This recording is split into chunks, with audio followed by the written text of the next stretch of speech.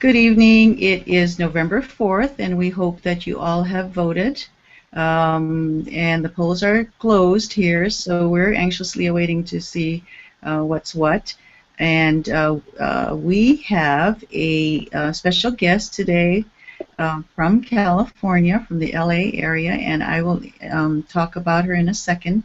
But we will introduce our two other panelists, and as usual, Michelle Colt, I think, will be coming on soon. But Donna, could you tell us who you are, please? I'm Donna Quadlogging High School. I've been there for 6 years. Okay, I got the Kailua High School. We're having trouble, folks, today, so we don't know if we're going to make it all the way through. Donna's from Kailua High School, and tell me how many years you've been there, Donna? I've been there for 6 years. 4 years? 6 years. 6 years. Oh, gosh. 6. Okay, we're going to be doing sign language. Oh, my goodness. All right. Okay. Next to her is Holly. Holly, I think maybe if you speak a little slower, that might help. We'll see. Go ahead, Holly. Hi, I'm Holly Gates. I'm the librarian at Haiku Elementary School, and I've been there 5.5 years. 5.5 years. I got that a little clearer. Maybe it's because you're right down the street. Okay. I'm Linda Lindsay. I'm from Seabury Hall in Makawao, and with us tonight is Linda Yollis. She is a veteran teacher from the Los Angeles area. And I'll let her talk a little bit, but I want to brag a little bit about her first.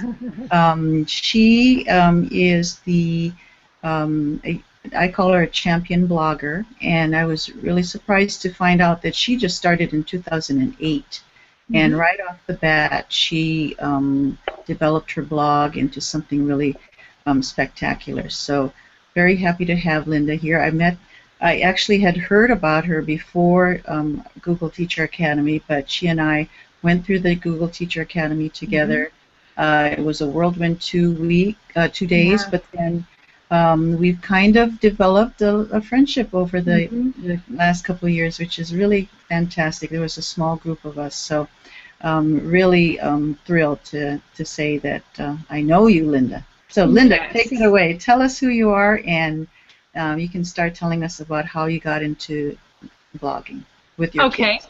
Okay, and as you've said, we're having a little bit of problems. I might be coming and going, but like with technology, you have to just roll with it and make the best with what you have. So we might be going in and out. But as you said, we met at the Google Teacher Academy, and I really encourage people to apply and to that group, because it's not only the 2 days of intense professional development, it's also the friendships and the communities that it provides for you as an educator. It's really been amazing for me. Can you hear me? Yes, you're kind of going in and out, but keep plugging at it. I'm going to be opening up the cameraman app here to see what's going on. Okay. And I am a veteran teacher. I have been an elementary classroom teacher for 28 years.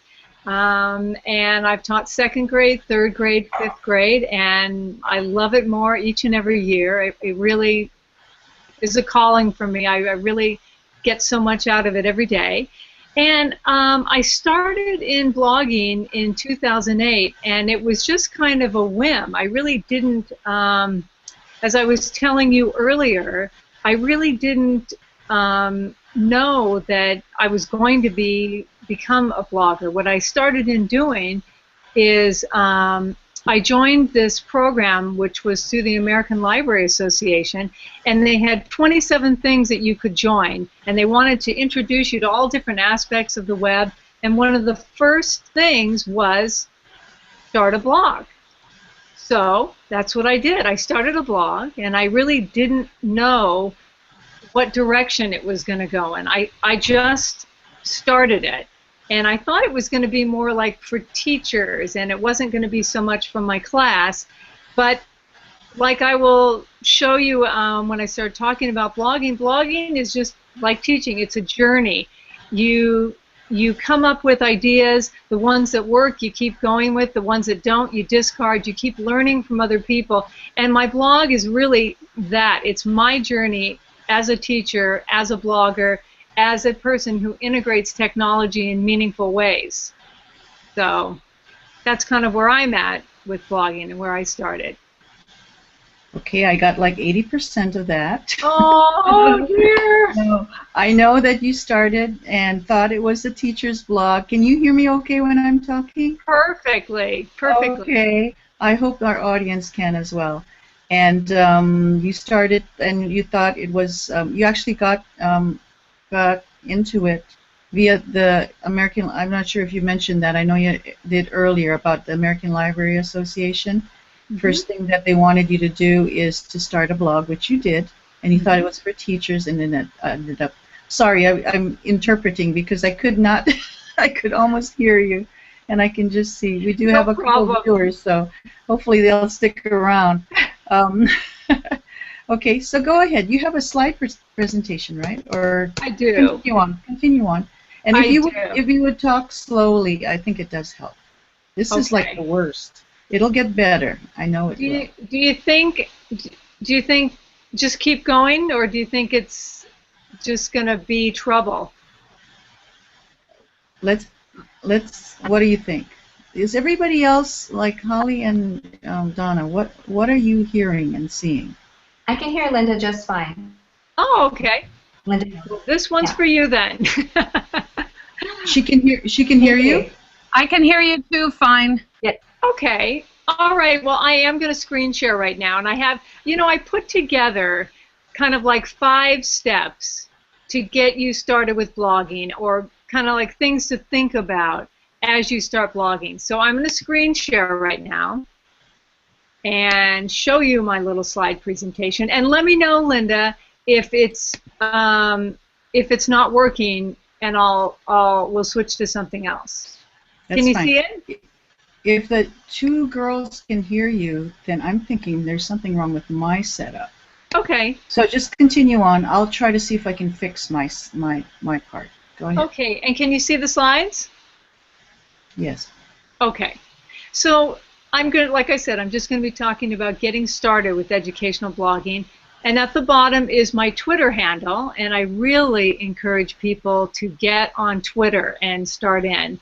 To tell you a little bit about myself, I did attend the Google Teacher Academy in New York City, and I will say it again, I encourage people to join, to try and submit a video and application. It's a wonderful community of educators worldwide. I'm very proud that my class has earned a couple of awards over the years.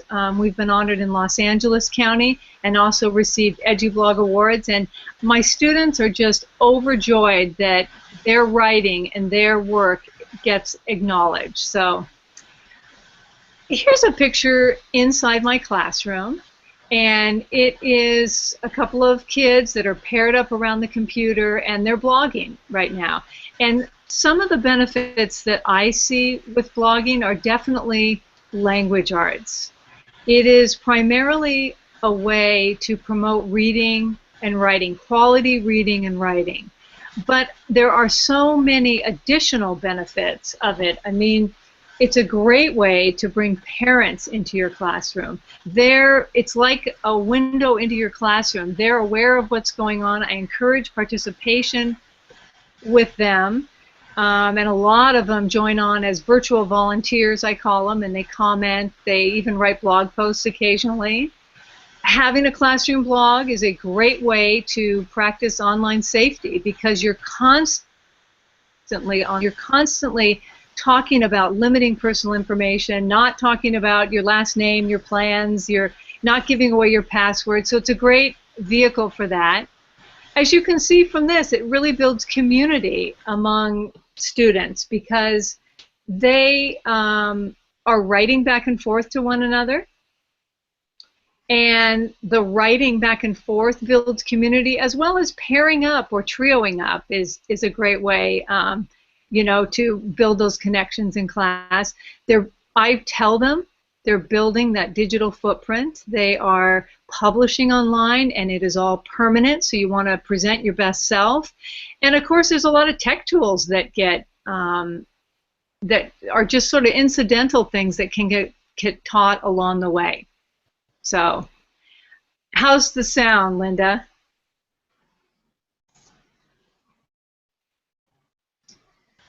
I muted myself thinking that might help. Has it helped, or what do you think? Well, let me ask Donna and Holly. Are you hearing Linda perfectly clearly? Yes.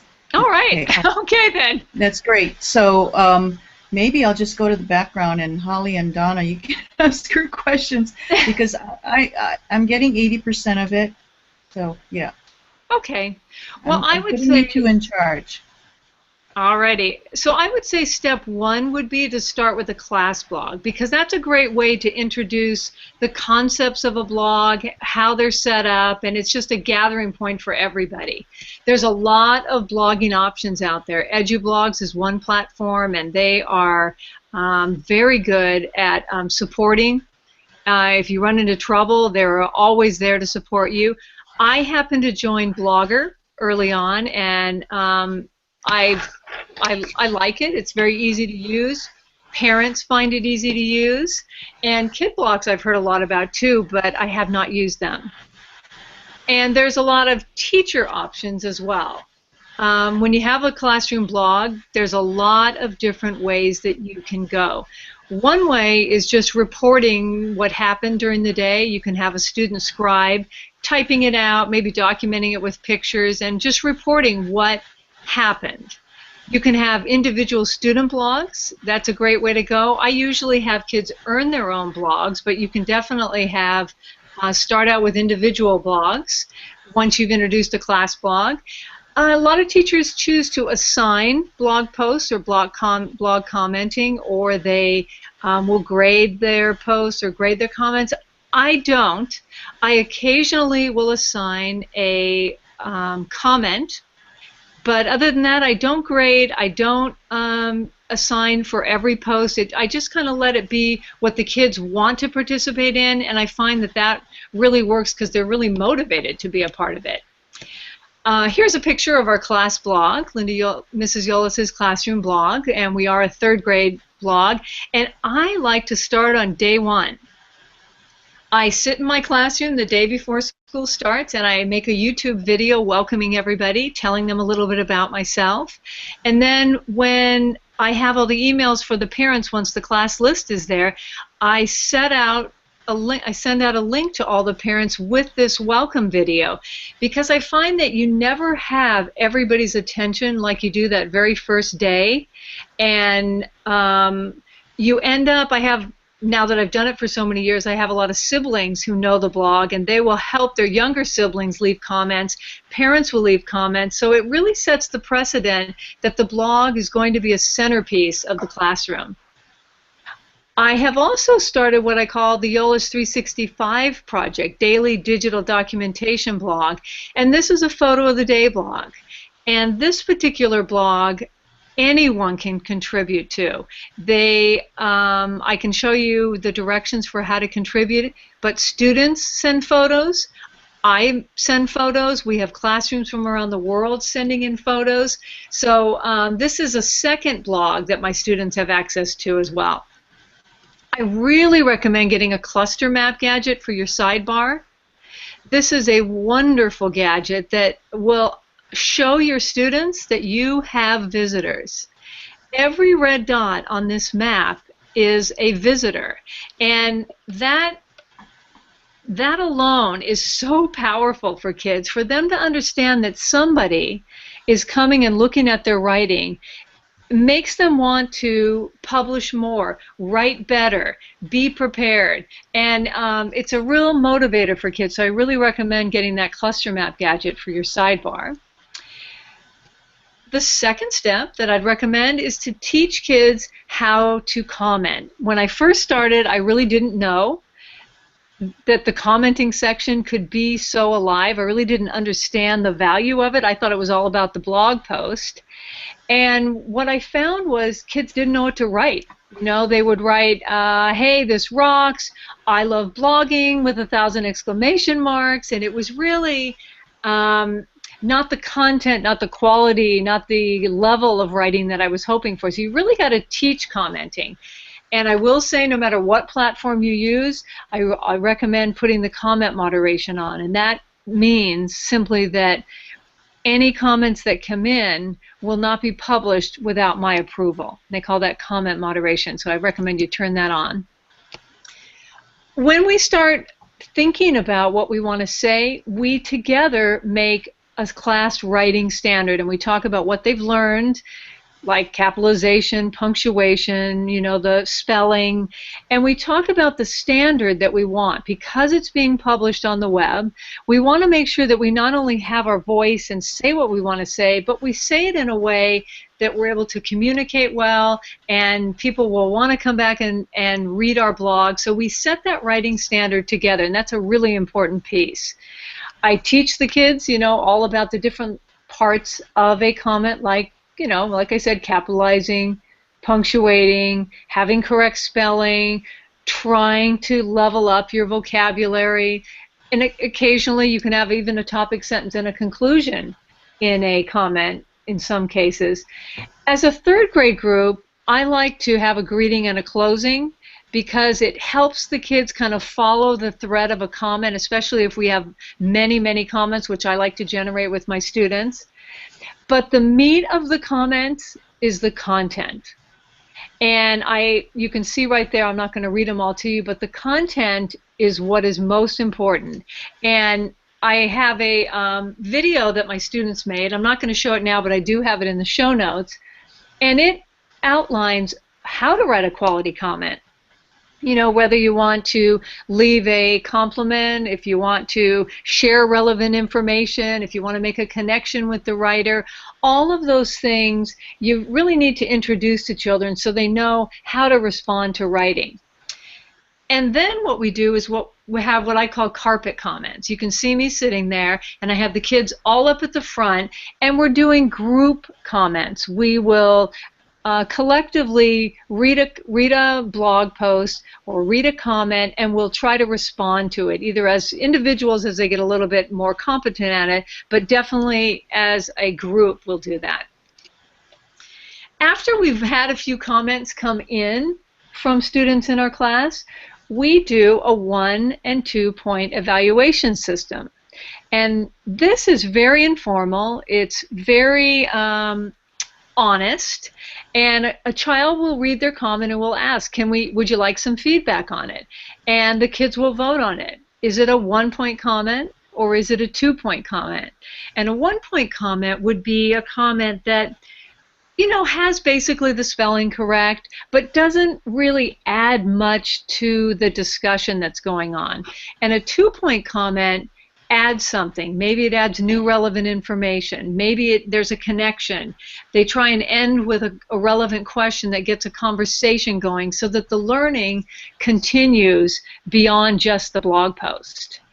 And as you can see here, I have them paired up. I do a lot of literacy rotations where the kids will pair up and leave a comment together. When they're done, they leave the tab open so that I can approve it before it gets published, because our rule is nobody ever publishes without adult supervision. You want to make sure you're putting your best foot forward and that you're presenting, you know, what you want. Also, I didn't have much technology at the beginning. I only had one computer at the beginning, so we had to do lots of pair-ups, lots of opening up of new tabs, but I find pairing them up or even trioing them up is a great way to go.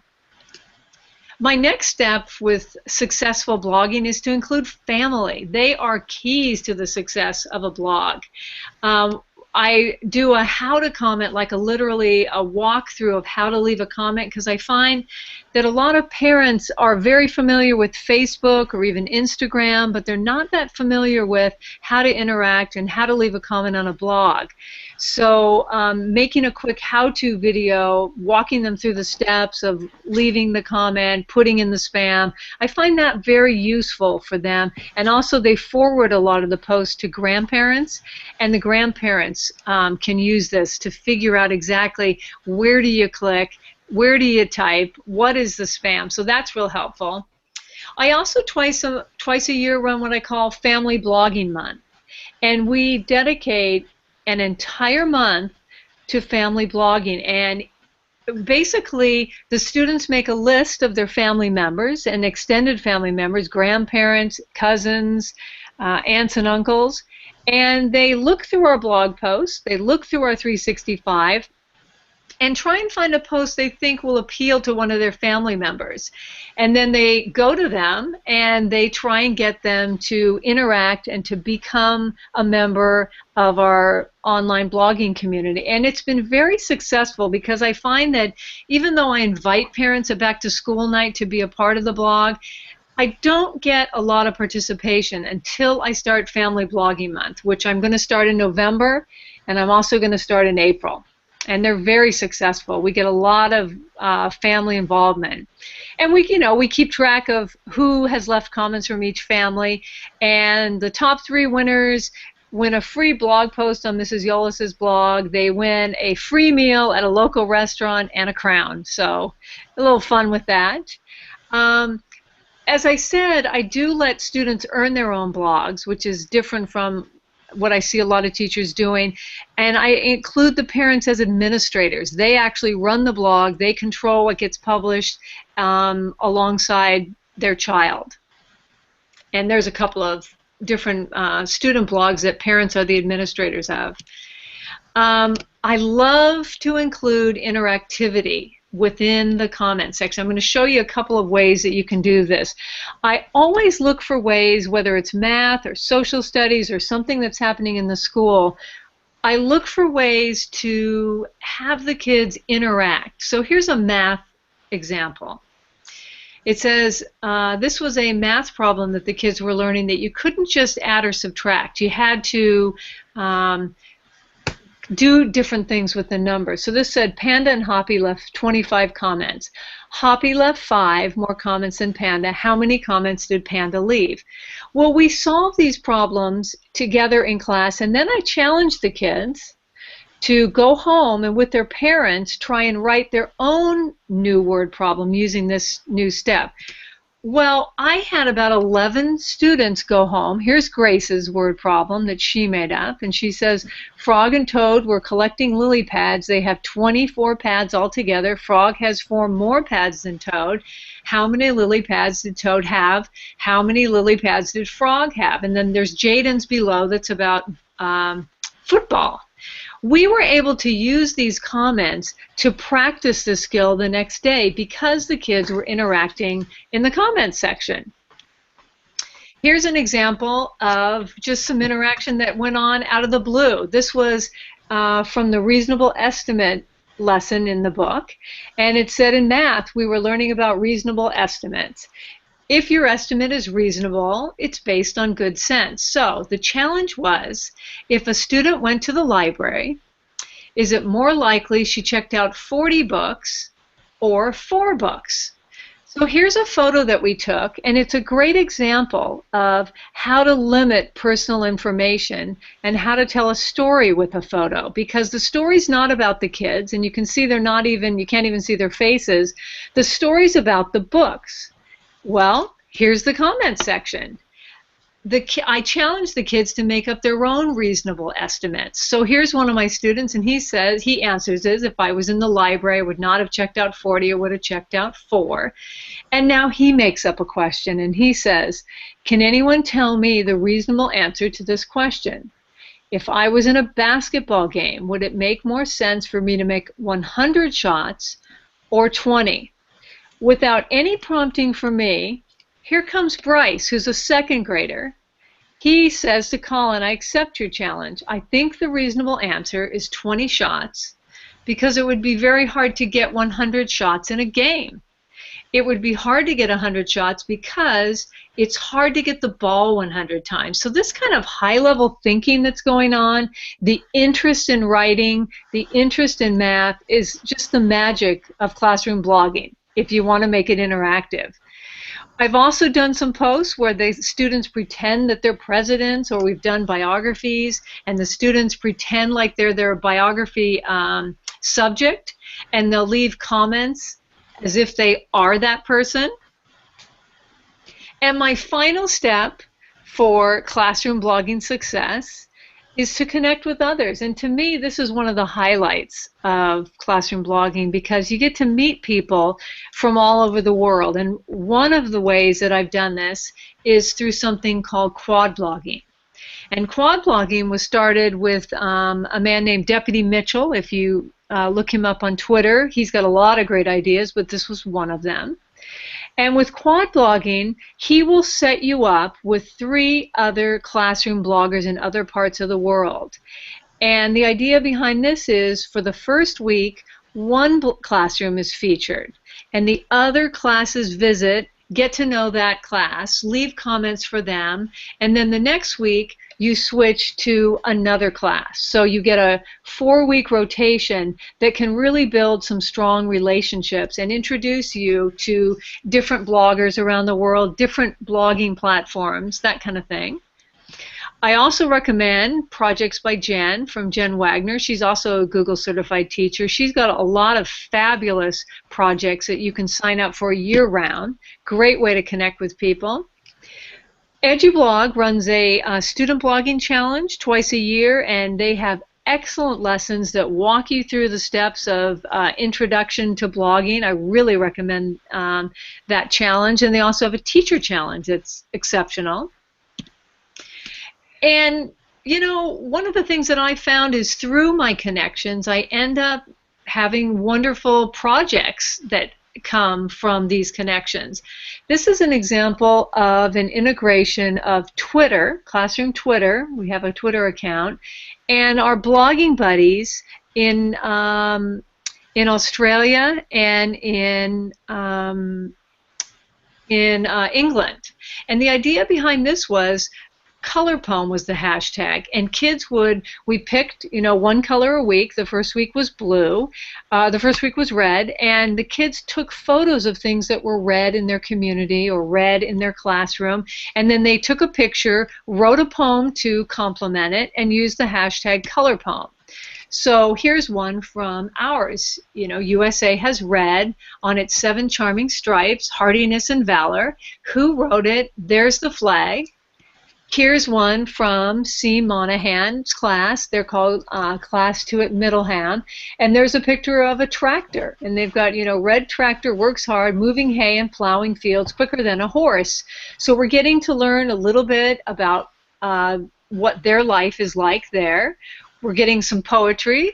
And here's one from the cattle station in Northern Australia. This is Jasmine Shannon, whose class we worked with. And, I mean, boy, talk about an eye-opener. Here, red is cattle dust, red is agile and quick, red musters cattle. That's a helicopter that works the cattle station near there. We just wrapped up a monster story, which was a collaborative writing project that I did with Kelly Jordan in Australia, who is also a blogging buddy of ours.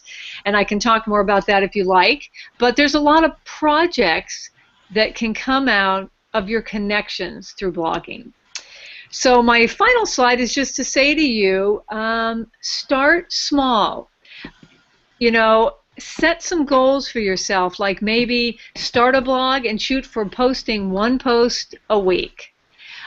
As you can see, integration is a big part of what I like about blogging and what has been successful for my students. I look for ways to make the comments integrated with what's happening in the classroom and bring the kids in. Partner up with another teacher at your school maybe who wants to try blogging.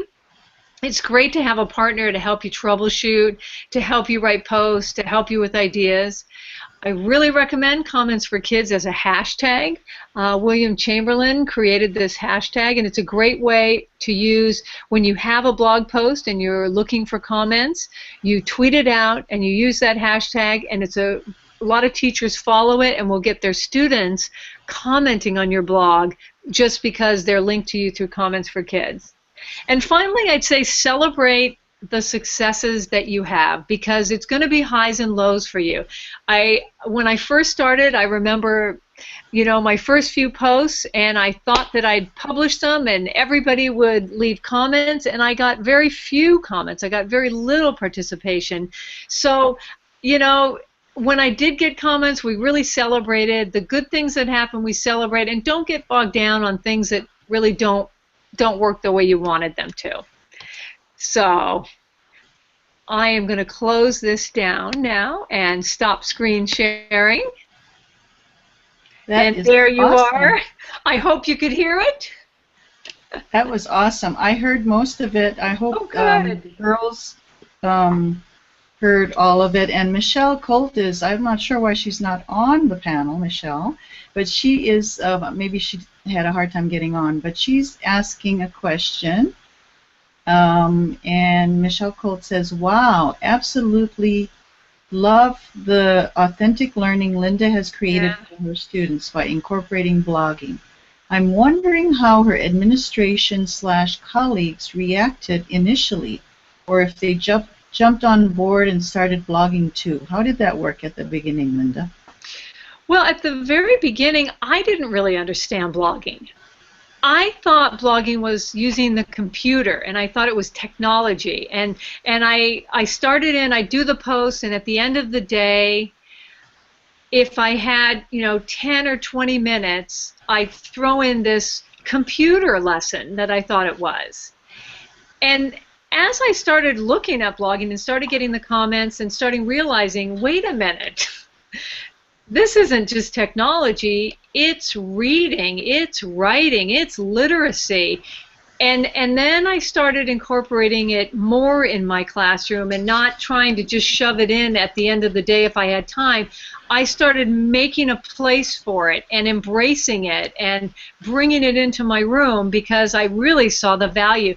I saw kids that were willing to write for fun. They loved to write, and they knew that it's one thing to get your voice out there and to state what's on your mind, but you also have to take that last step and proofread it and make sure that you're expressing yourself the way you want to so that people are understanding you. That last proofreading step, the kids know that it has to be the level that we talked about, or it's not going to get published, and they really want to get published. They want that cluster dot. They want to be on the blog, and so it's very motivating. So now blogging is a big part of my literacy. It really is. And I haven't had a lot of luck at my school with people blogging. I think a lot of people, like I just said, don't really understand what it is. They think it's just computers. I don't think they realize the literacy value, the digital citizenship, the technology, the community, the opening up of your classroom, the learning from others. I don't think they understand that yet. That's my take on it, but I just don't think it's understood fully. Well, I think you're a leader. You're ahead of your time, is what I'm guessing. I do see so much value in it. When I saw the very first time we got a dot on our cluster map, the heads in the room just snapped around, and they all looked, and it was like this moment that we have readers, and it was so motivating for them, and I thought, wow, I've got to tap into this. I'm onto something here. They want to write. That's the magic of it, is they're interested in it, they're motivated, and it can go in so many directions. Like you saw, I do a lot of blending of the curriculum, looking for opportunities where there can be interaction in the blog comments, because I really feel like that's where the blog can come to life. But you can go in any direction. It could be a language blog. It could be a science blog. It could be a library blog. It could be, I mean, it is just limitless in the directions that it could go. I wanted to ask now, did the parents have to sign off on the kids contributing, or how does that work? And are you a private or public school? Public school, and we're Public, very, yeah, okay. public. I'm a public school, and the first year the parents were very anxious about it, and were not sure about it, and you know, everything's optional to this day. Nobody has to participate. If you don't want to participate, you can always write a comment on a piece of paper, and that can be considered your writing contribution. But at the beginning, a lot of parents were very hesitant. My kids are only 8 years old, and they worried about bullying. A lot of people worried about their kids being made fun of for their writing or their contributions. And I really want people to feel comfortable. I really do. If you want to join in, great. If you want to wait and watch, great. That's, you know, you got to feel comfortable. But we have boundaries that we set. We don't ever use our last names. We don't say what school we're from. We're very private about giving information. If you look through our photos of the day, there's not a lot of straight-on shots of kids. It's more, I teach the kids, it's the internet. The world doesn't need to know your name or your face or any of that information. On our photo of the day, or when we're sharing blog posts with photos, tell the story. What are we learning in class? Shoot a picture that tells the story. Zoom in on the learning. Zoom in on, like that book photo that I showed you. You couldn't even see the girls' faces because we want to limit personal information. And that lesson gets taught over and over because we're talking about it. We're blogging. Well, I like. But nowadays, parents are very supportive.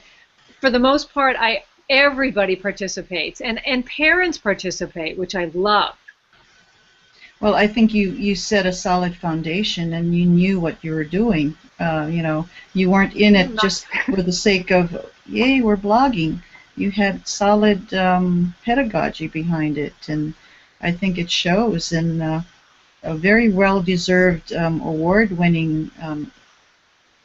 As you were going through your journey, sharing with us. It was quite amazing to watch. So thank you for that. I mean, well, it is. I don't realize you know how much influence you. Oh, well, that's really nice to hear, because I am so passionate about it. I see how it elevates writing for kids. I see how motivated they are. I see how interested they are in not only writing but creating, which is another element that you can create movies, you can create posters, you can share anything on a blog and get feedback for your work. And I just think that's just so important, especially this world we're living in now where, you know, it's the new library. The whole internet is, you know, they've got to not only know how to navigate it, but they need to know how to contribute to it as well. I have a question. Go ahead, Holly. On your map cluster, did you have to teach geography? Because I find that in a lot of schools, geography is kind of the thing that gets dropped. And when I'm in the library, whenever I'm reading a story, I find the map, I show them where it is. And I'm just wondering, do your third graders necessarily recognize where those little dots are, or do you have to go into a full lesson on that? I do talk about geography quite a bit, and I agree with you, Holly. Geography, it's so sad, but it's on the back burner. But it is a way to integrate geography skills in that, because these people are actually visiting your site, you have an interest in them, and certainly the people that we are closest to, like I showed you some of the projects that we've done, those people, I have a map on the wall in my classroom, and we have big push pins with their names on it, and nice. you know, information, so you can actually see where those special people are that we do communicate with and we do have significant connections to. But the blog is a great way. I've done lessons like like I'll shoot a picture of, I'll go into the cluster map and I'll shoot a picture of each continent. And then we'll make a blog post about what we notice. Oh, So nice. so there's a, just off the top of my head, there's a geography lesson that comes from your blog. Great, thank you. Yeah. Neat. We have another question from Michelle. Thank you for the second question, Michelle. The question is, comment. I like how you scaffolded the process by teaching students how to comment, evaluating the comments as a group, and pairing students to write and edit together. All learners can be successful in finding their voice with this process.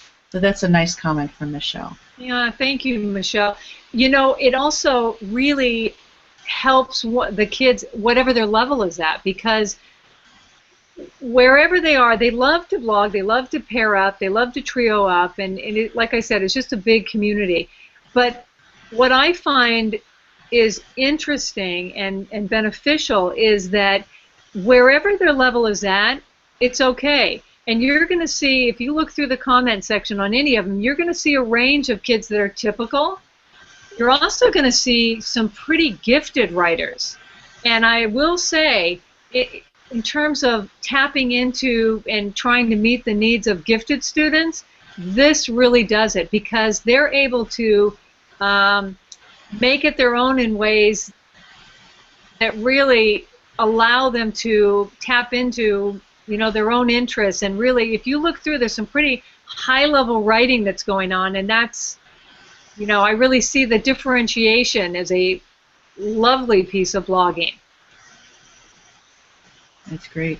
I think earlier, not on the show, but did you mention that you had switched over to Blogger, Linda, recently? I had always been on Blogger because it was just so easy to join. It was very easy to sign up, get a template, and then my school district last year became a Google Apps for Education school. So my original one is a private one. It's the original one I signed up for, which was, like we talked about, a journey. When I finished my first year, I thought, well, now what do I do? Now what do I do with all these posts and everything? Should I dump it? Should I start all over? What should I do? And I thought about it for a while, and I thought, well, I'll just go with it. It's working. Let's just start another round with another group of kids.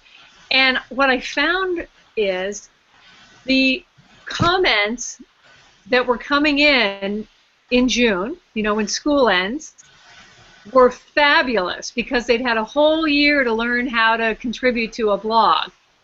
Well, my new students came in September and didn't really know they were great mentors. Those comments were excellent mentor comments for my brand new bloggers, and a lot of my old bloggers came back and started blogging with my new bloggers. So, so many things you just kind of stumble upon that you just try, and like I said, just leaving it as, I haven't changed that template since I started it.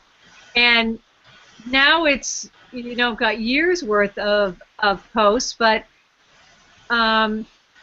you just try different things and see what works and keep trying. Try to find a buddy to partner with, I think, is a great tip.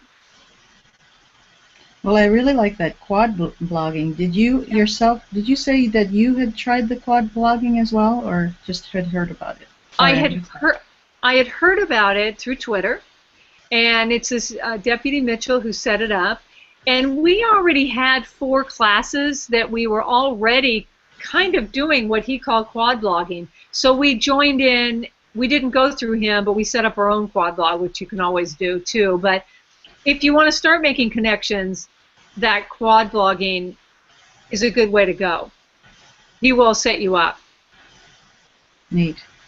Mm-hmm. I just got an email from Michelle. My apologies, Linda, I can't seem to connect tonight, and I'm having problems as well. I was kind of wondering if it was my location because I'm in a different room right now, but since Michelle is having that trouble, so it could be our service. So I'm hoping that the recording will be better. Like Donna and Holly, you're good, right? You're fine. You can hear Linda. That's funny. Yeah, very strange. So, and I'm on my laptop. I'm not usually on my laptop. But I got most of it. I got all the enthusiasm. That definitely came through, Linda, and the passion. And it seems like now I'm thinking of the person who doesn't have any experience with this. It sounds like you kind of have blogging at the middle of everything you do. Is that a fair statement? Yeah, I kind of call it the centerpiece of the classroom, because anything significant that we're learning or that we're doing, or that, you know, they talk about that flipped classroom. I don't really do a flipped classroom, but occasionally we do make tutorial videos that the kids do use at home for homework. So there's a lot of different opportunities for the blog, and it could be, you know, using it as like a flipped situation, or it could be, I mean, it could really be for anything. But you know, you mentioned enthusiasm. That is one of the keys to it too. If you're excited about blogging and you're talking and you're leaving comments and you're excited about it, it's going to be contagious. They're going to get caught up in that too. So I am authentically enthusiastic, but if you're enthusiastic, it helps. If you assign, it doesn't tend to work. I have seen situations where teachers assigned every blog post, everybody had to comment. And, you know, it depends on what you want out of a blog. But I find that if you build it slowly and keep, you know, working on it in class, you can blog in class, you're going to find that they start to get into it and start blogging even from home. And now on Tuesdays, I call them Tech Tuesdays and Webby Wednesdays, instead of doing a grammar worksheet, I have the kids leave a comment if they want. And it's real authentic application of the writing, rather than a worksheet that might not, you know, really have that much staying power in terms of grammar practice. But you have to decide, you know, let it start, but I would not assign a lot. I think it does better if you kind of leave it open, and maybe occasionally assign a comment, but keep it open, more open. If it becomes heavy and predictable, it's going to lose momentum. Right, and the voices will not be as unique. Now, Yeah. do you grade? I do not grade any of it. Don't. I don't grade any of it. I do it for literacy practice. And, you know, I showed you that picture where they're up in the front and we're doing the carpets and we're reading it and we're evaluating it. Is it a 1 or a 2? Those mini lessons in the morning are so valuable, because we talk about sentence structure and, wow, look at that. That's a compound sentence. Wow, look at you with that comma and that conjunction, and wow, look at that vocabulary. You're even bolding your vocabulary using HTML. The kids hear this and they want to be a part of it. They want to hear their name, and so it motivates. Those little lessons are happening, and they're also motivators that bring the kids in. But there's a lot of lessons going on. But no, I never graded. Once in a while I assign something, and I only do participation. So they think this is fun. They love it. They love it. It's like magic. It's magic. That's what learning is all about? Yep. I think so. I think so. I mean, can you imagine kids choosing to write when they get home from school or on the weekend? Choosing to write? It's magic. And it makes it more fun for you, of course. Yes, it does make it more fun for me. And it's, you know, you also have to transform kind of your approach. A lot of things that I used to do, like as a book report or a bulletin board or a special paper pencil project, I've modified it and made it more of a blog post where the kids participate with comments. Like I mentioned, that biography. I still have the kids do a biography. I still have the kids do a little report on it. But then they also leave a comment as if they are the person. And they have so much fun. You know, you got President Lincoln talking to Clara Barton, and here comes Ludwig Beethoven, and he's talking to Chopin. I mean, it's fun. It's fun, and it brings history, it brings writing to life. But it takes a person like you to recognize what's happening. Well, you start transforming. You start seeing, oh, I used to do it that way. How can I publish this? How can I make it more interactive? And at first, it took me a long time. Now, like with anything, with practice, I'm better at it, and I can do it more quickly. I can see blog posts now, whereas I couldn't when I first started. I was very, very deliberate, and it took me a lot to publish a post. And when I hit that publish button, I thought, oh, this is so exciting, and then nothing would happen because you got to publicize, you got to get those emails out to parents, you got to make it happen. But you know, it's that journey that I talked about, and you get better, and you build a reputation at your school as a blogger, and then the kids come in and they know about the blog, they want to be a part of it, and it builds.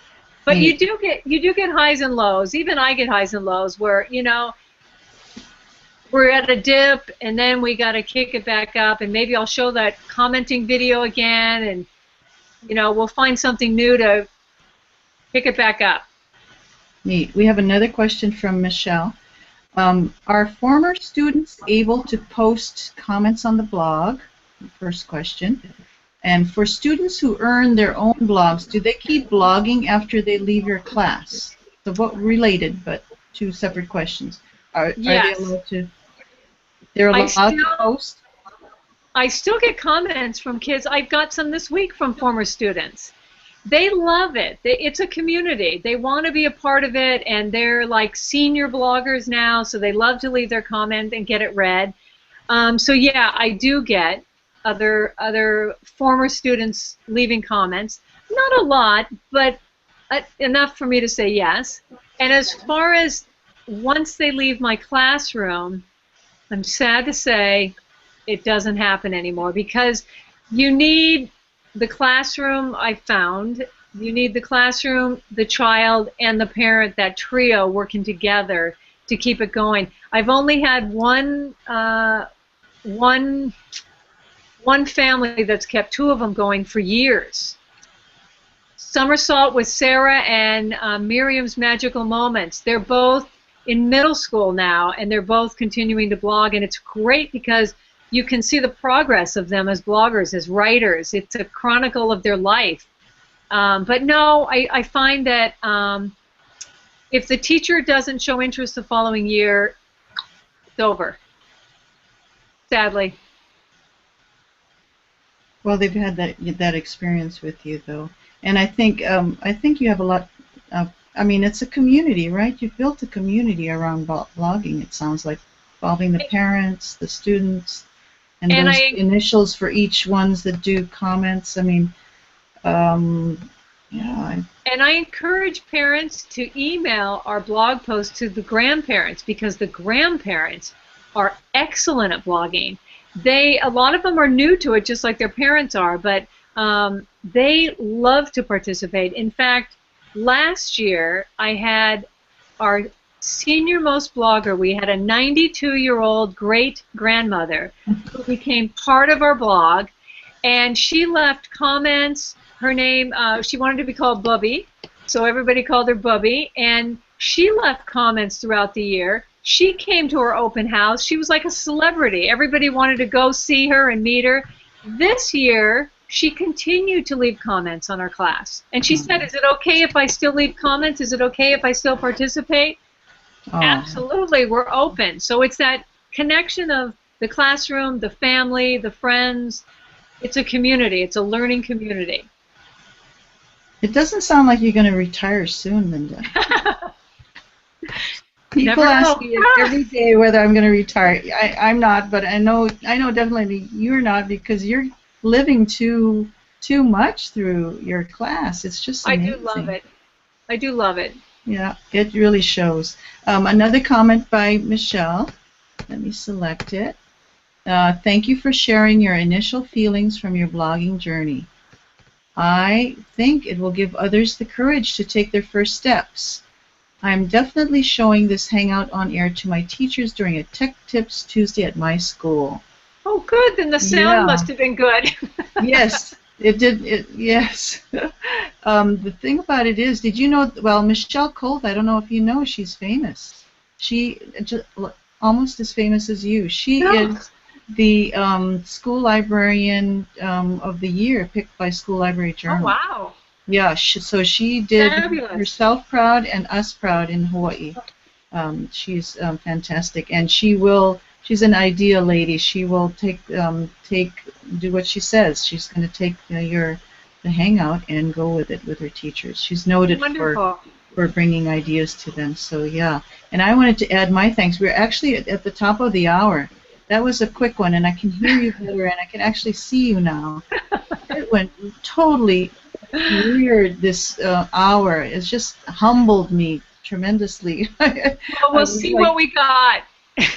I was so sassy, it's going to be wonderful, and then you just, have to say, okay. Yeah, but I'm glad Holly and Donna got to hear you, and hopefully the audience did.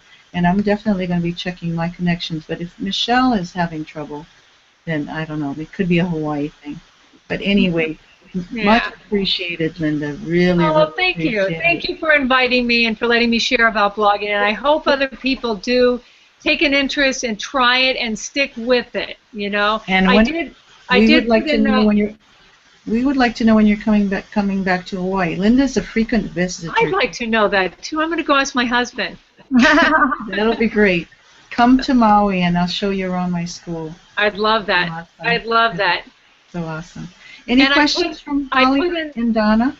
I put in the notes, Linda, a link to my educational blogging wiki that has tips and videos about how to help people get started and teach commenting and that kind of stuff. That's wonderful. And that 365 blog looks amazing. Contribute. Come on. I'll have to look at it. I put the directions on how to contribute in there, so everybody's welcome.